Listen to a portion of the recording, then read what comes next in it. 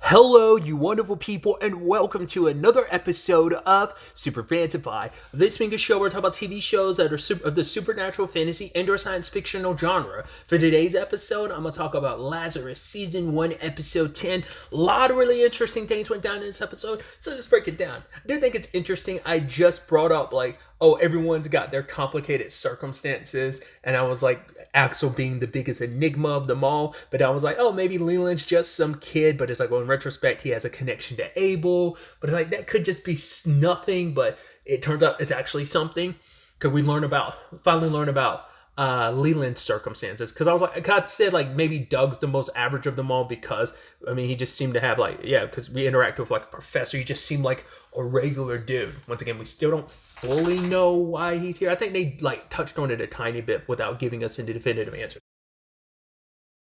Before I even get into that, the cold opening, where it's like they're down to 6 days, and basically the hospitals are overrun because people are having symptoms, or people this might be the early effect of Hapna affecting people, but the hospitals are so overrun, but it's they're literally stay home and try to recuperate that way, just because the hospitals are too overrun. You probably do yourself a disservice and probably make matters worse just trying to get to the hospital knowing you won't be serviced in a decent amount of time. It's we're all stretched thin because of all of this.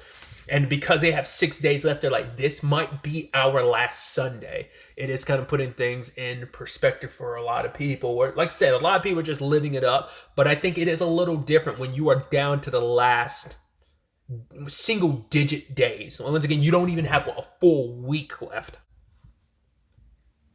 Because, you are down, almost about to be down to you're down to exactly a fifth of the time that you had originally. So that can put things in perspective when you were down to the wire, where it's hey, 30 days, you're just living up, doing whatever. But then now this happened, time frame is where it is. So we end up finding out more about that pill that Chris had, that she found in episode 2. It ends up being a major clue because it turns out it's a medicine specifically, what was it, to stop blood clots or something like that. I'm misremembering, but basically it's connected to someone having heart issues. And so it's okay, apparently Skinner did have heart conditions, so maybe he got an artificial heart. But looking through any medical records that are out there, hacking in and looking, there's no one like Skinner who could have had one, because they're if he didn't have one previously, maybe he got one in the past 3 years.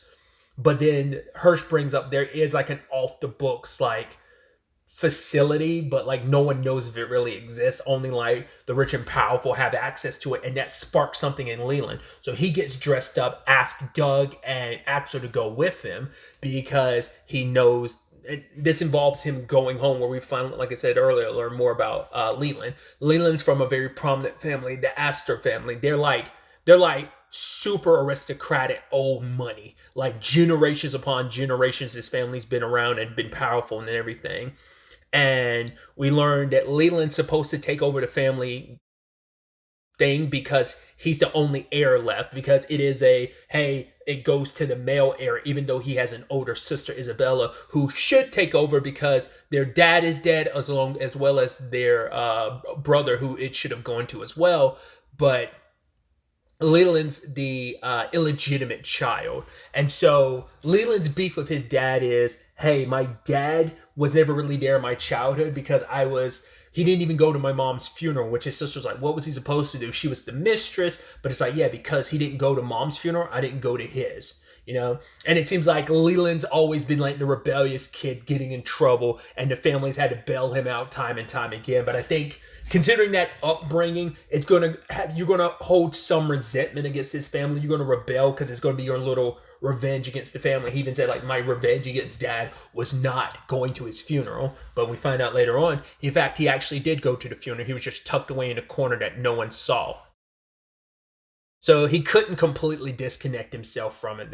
Despite everything, there's still a part of him that still loved his dad regardless, how complicated his childhood was and how much he kind of resented his dad, because I think he just never felt, you never acknowledged mom. You never, I was always kind of the bastard child, and to kind of get you back, I was always just getting into trouble. And Isabella kind of takes it out on him, because it's right, you're the prodigal son that ran away. They haven't heard from him in 4 years. He went to a prestigious school, but he just kept messing up. I wonder is that the same school when we got introduced to Leland in episode 1? That's the one he was at when he just like walked out when the happening news happened. But his sister has like a lot of unresolved issues with him too. It's like it is sad that it took the world basically coming to an end for us to be reunited.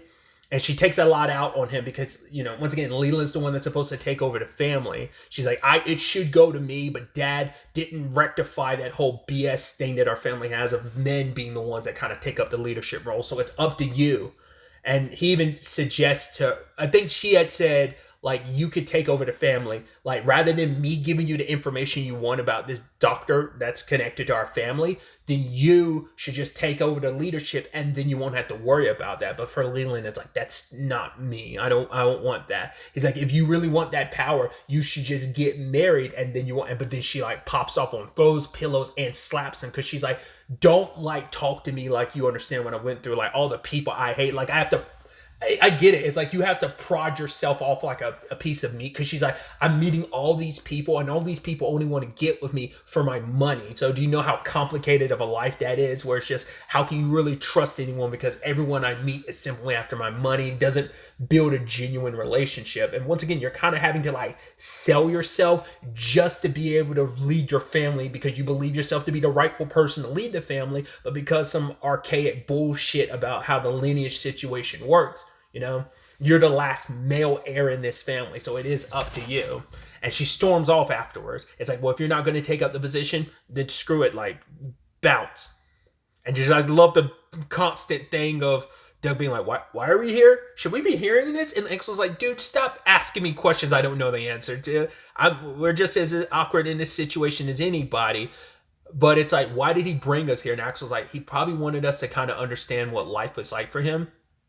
Because we find out later on, because it's been 4 days, Leland hasn't said anything. And I guess he didn't say anything because he can't, no one confronted him. Everyone's been acting. I was like, oh, so we're just going to skip past the whole, like him being a spy against the team situation.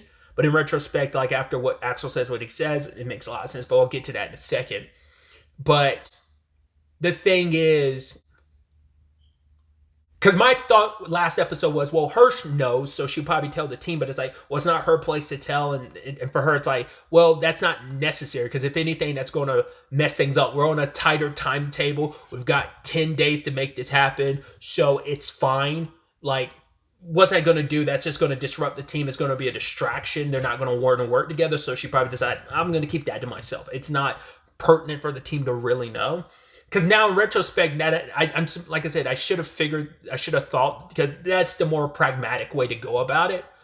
So it does seem like Chris and Elena still don't know, but Doug and Axel, they figured it out last episode. So, but they've kept it secret because Leland finally says like, hey guys, I got to tell you something. They're like, oh, that you're a spy. And he's like, wait, you knew? They're like, yeah, but dude, everyone in this team's got a secret or something. So you having a secret or two is perfectly fine. Once again, I mean, we just found out 2 episodes ago that Chris is a former Russian spy. Dude, we've all got our baggage and secrets. We learned about Elena being connected to a cult that worshipped an AI. So, you know, we all got our baggage. So... And he kind of cries because he thought he was going to lose this kind of pseudo family he made. And now considering his family circumstances, you understand why he's kind of latched on to this kind of found family, considering his relationship with his family is all kinds of effed up and messed up. As I figured it would be, just like them being this, why he latched onto this team so much and why he's scared of like, oh, what's going to happen if they eventually break up after they find Skinner. But also, his sister does love him. The guy who's kind of like at the head, like, attendant there. I don't know if necessarily the butler, but he's the main attendant to the household. Said, like, no, your sister was excited. She's been patiently waiting for this day that you would be reunited. And she might not be able to fully express it, but she, you know, she does love you. And she does care about you. And she was excited for you to come back. She was waiting for this day, anticipating it. And then she comes back in the room and says, right, like, we have such limited time. I shouldn't be spending that time arguing. So I'll give you the information you want, but that means going this upcoming weekend, you're mine. The world is coming to an end. You can at least give me one weekend, right? But for him, it's like, I promise you, we're going to meet Sunday as well. And she's like, what? But no, we don't have that. He's like, no, it's going to happen. We're going to, everything I'm doing is going to lead to us having that Sunday. So they end up going to meet the doctor. Her name is Millie. And pretty much cancels all her appointments because she's like, yeah, most likely everyone that's coming here is because of people hoping for some kind of cure for Hapna, or it's something related to Hapna. So she sits down with them and confirms that Skinner did get an artificial heart from her, because she's like, right, HIPAA violations and all that, but that's kind of all out the window. Because it's like, right, you're supposed to be a good kid, and here you are asking me to throw all out the window. But it's like, yeah, timing being what it is. But yeah, she did give Skinner an artificial heart, but the thing is, those hearts have to be monitored just to make sure nothing's going wrong. But the problem is, the moment Skinner left, the data for monitoring his heart was all encrypted. So they have no idea if he's even still alive and where he is. So having access to like that data, it's like, right, they can backtrack it. They might not be able to like directly find Skinner, but they can find the person who's monitoring the data. And so Elena does that, and we find out it's Popcorn Wizard from a couple episodes ago who slipped through their fingers. But it's like, we can't like get the local authorities involved because she's on the move, and it'll just be a repeat of last time, and we don't have the time to let her slip through our fingers. So Elena's going to Pakistan, and Doug's going along with her. I'm curious. I was about to say for a second, I thought it was interesting that she's looking at her watch because it's saying the temperature. And she's like, no, it's fine. I think Elena's, because she's been behind the keyboard the entire time, with the exception of like the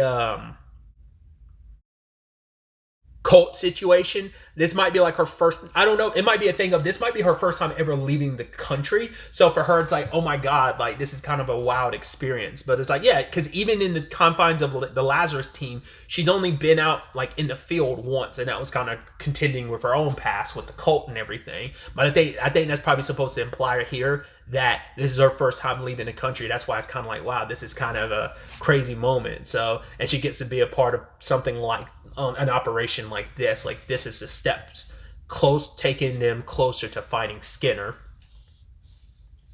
At the same time, Hirsch. Oh, well, really quickly, circling back to the Leland thing, I did forget to talk about it. That Millie kind of left something to Leland, where it's like, your dad like did love you. He said like, right, we might kind of be at odds, but he's like, it's no different than his relationship with his parents, you know.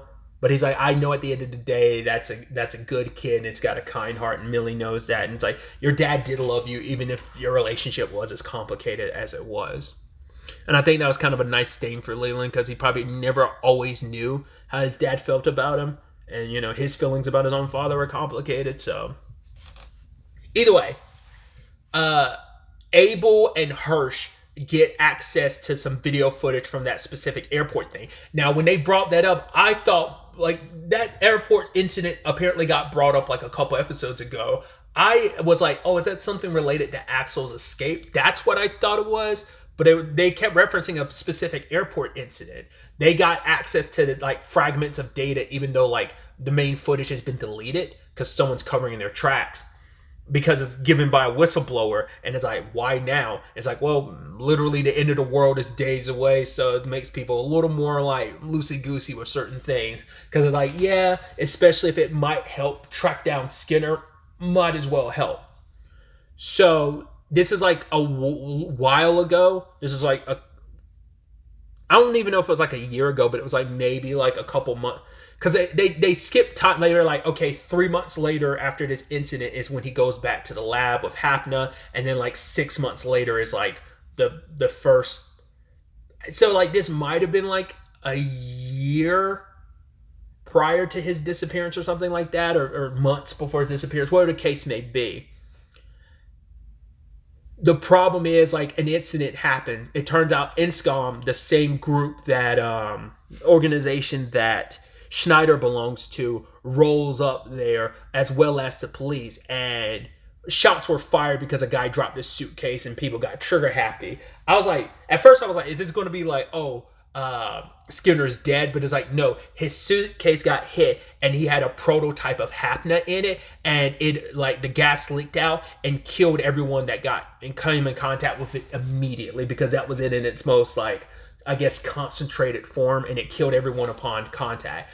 And I think that incident made him just kind of like, because the whole incident was covered up to be like, oh, like they were there because of a terrorist attack, but they were there specifically to get him because I guess different groups were trying to get Hapna before someone else. And we saw like he like took that, got that kid got his autograph and everything. So seeing like the selfishness of humans, and even Hirsch said like 3 months later when he came back to work with the Hopna stuff, like he was a different person. He was cold. And I guess for him, it's like seeing what government agencies and people were willing to do, putting their own selfish need of like, we're going to get access to that before anyone else. I guess maybe that's what incited him to turn Hopna into the ticking time bomb that it was. And, yeah, he was just kind of disgusted with people because of that. And that's kind of the truth of what that incident was about. It was covered up to be some terrorist attack, not people willing to admit, like, yo, this attack happened because some people got trigger happy and stuff like that. And whatever the case may be. But what was interesting, though, is after returning to work like 3 months later, 6 months after that, the drug popped up in, as Abel puts it, the most unexpected place. It ended up being in the prison that Axel was in, the one that was in Arizona. And it's like the prisoners there were basically guinea pigs for an early stage version of Hopna. So, but the clinical trials weren't over by the time Axel had escaped. So it's like you probably didn't know the results of, because that's not the prison he was in at the beginning of the show. Because once again, I think that's just one of the prisons he escaped. Because once again, this is before Skinner had disappeared. So in that time frame, God knows how many different prisons. We know his sentence ended up being 800 and something, but like how many times he escaped and how many different prisons he ended up at. But now, apparently, most of the inmates that have taken that drug are dead except for Axel, which even he's like, wow, everyone else is dead. And so his job is to go find the doctor from that prison who administered the trial. And it's like, protect him because he's the only witness to everything that went down. Now this might explain why Schneider and Haynes want Axel dead. Like I said, I thought like, did he stumble across a medical, like did the military prison or something, like what it was? But that's why Axel, unbeknownst to him, is like, oh, I took Hapna, or like early stages of Hapna, and didn't even realize it. And they want to keep that covered up. So that's why they're trying to kill him. That's why the moment they found out what prisons he escaped from, is like, this guy's the guy. Like he's a loose thread. Because who knows if they've already gotten to the doctor or not. But it's like, maybe the other people were already, maybe they weren't killed by like the drug or whatever, because they have no idea what kind of effect it had on the patient, the inmates. But it could also be, oh, they had to kill each one of those patients because they couldn't let anything be out. So all those other people might be dead, not because of the drug they were given, but more specifically because they are, they're loose ends. And once again, Axel escaped from that prison, and so he kept getting sent to other prisons. So tracking him down became harder and harder because they didn't probably know exactly who. But the moment they heard like what prisons he escaped from, it's like, yo, this has got to be the guy. So that's why they're sending that deaf guy, that ghost rather, after Axel. Which he shows up at the end of the episode, causes an incident on a highway, blowing up, drops some grenades and stuff. And now he's inching closer and closer toward Axel. So that confrontation will happen next episode. How that'll play out, especially because Axel's against the time. Like I said, the squad is split the way it is. Because at least home base wise, we have Leland and Chris. Leland doesn't have to go to his sister until this weekend, but still, they're still stateside, and so is Axel, but he's got this particular job while he's got to deal with some guy hell-bent on killing him. So yeah, some very, very interesting developments. It's definitely going to be interesting to see where the next episode takes us on all fronts. But really, that's all I want to talk about. So the next time we meet, be happy, be safe, live life to the fullest, and enjoy it. Good day and goodbye.